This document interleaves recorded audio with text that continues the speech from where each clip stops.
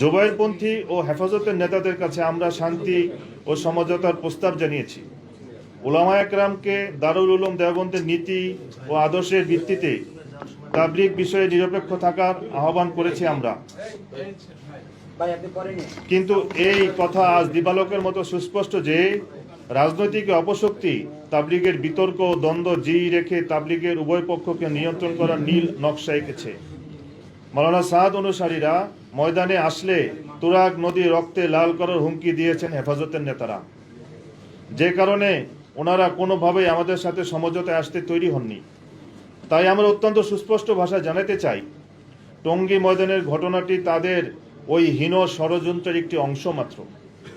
প্রিয় সাংবাদিক ভাইয়েরা, আপনারা দেখেছেন যে ঢাকা মেডিকেল কলেজে হাসপাতালে থেকে কিভাবে আমাদের তাবলীগের সাথীদেরকে পুলিশ ও সাংবাদিকদের সামনে তারা প্রকাশ্যে অপহরণ করে কাকরাইল মসজিদে নিয়ে অকথ্য নির্যাতন করেছে। টঙ্গীর ময়দানে আমাদের সাথী ভাই বেলাল হোসেন নিহতের ঘটনাকে নিজেদের সাথী বলে উল্টো আমাদের নামে মিথ্যা মামলা করেছে। মুফতি মুয়াজ বিন নূরকে বাড়ি থেকে তার স্ত্রী সন্তানদের সামনে পুলিশের উপস্থিতিতে হেফাজত ও জুবায়েরপন্থীরা প্রচণ্ড নির্যাতন করতে করতে তুলে নিয়ে গিয়েছে। পুলিশ তাকে গ্রেফতার আদালতে রিমান্ডও নিয়েছে। এই সব বিষয়ে অনেক উদ্বেগ তৈরি করেছে। আমরা মিথ্যা মামলায় গ্রেফতার হওয়া মুফতি মুয়াজ বিন নূরের নিঃশর্ত মুক্তির দাবি জানাচ্ছি। এছাড়াও তাবলীগের শীর্ষ মুরব্বী যাদের ওইসব ঘটনার সাথে বিন্দু মাত্র সম্পৃক্ততা নেই, তাদেরকে মিথ্যা মামলায় জড়িয়ে রাতে দিনে হয়রানি করা হচ্ছে।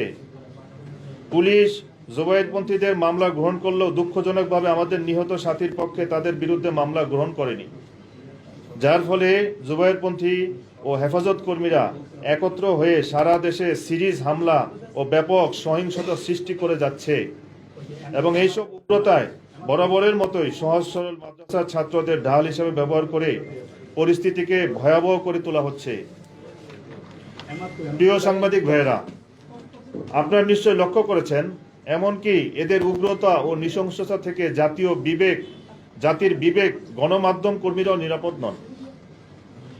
এসএটিভি ও চ্যানেল 24-এর গাজীপুর জেলা প্রতিনিধিদের উপর 18 ডিসেম্বর তারিখে টঙ্গী হসপিটালে জুবায়েরপন্থীরা হামলা চালায়, যার সংবাদ ফলাফল অনেক গণমাধ্যমে ইতিমধ্যে প্রকাশ হয়েছে।